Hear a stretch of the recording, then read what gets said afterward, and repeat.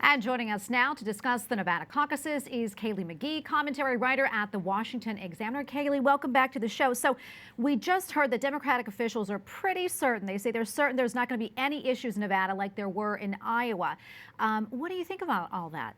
Well, that remains to be seen until Saturday night. But what we do know is that Nevada caucuses were originally supposed to go with the exact same technology that Iowa used. And already you have some Nevada volunteers who have warned publications like Politico, for example, that there could be a similar disaster. So it really is something to look for. Yeah, I know that also earlier this week you wrote that former New York City Mayor Mike Bloomberg that his billionaire status is going to be a problem for him. Why did you write that? Absolutely, because you compare Bloomberg's message, which is obviously that he has a lot of money to spend to beat Donald Trump, and you compare that to other people like Bernie Sanders, who has built this grassroots effort, and the messages just aren't comparable. It's clearly obvious that Democratic voters are looking for someone who's actually going to listen to them. And right now, all they're seeing from Bloomberg is a bunch of television ads. Well, speaking of Bloomberg, he took part in the debate, but his name is not going to be on the ballots for the caucuses in Nevada. Who do you think is going to come out on top?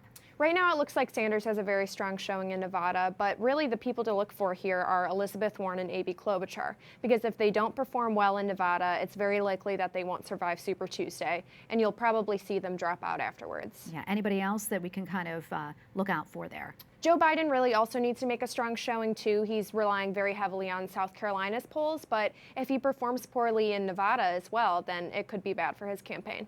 Switching gears up a little bit, President Trump has been holding rallies in the same places that the Democrats have been holding their caucuses. We talked to other people about this on the show. What do you think about that strategy?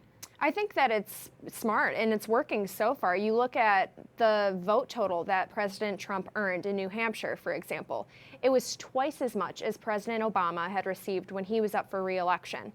Literally double that. And also Bernie Sanders' vote total in New Hampshire fell to half as what it was in 2016. So you see how Trump is really energizing his base in these states, a lot of which tend to lean blue or purple, and it really does seem to be a working strategy. Kaylee, do you think there's going to be any surprises in Nevada?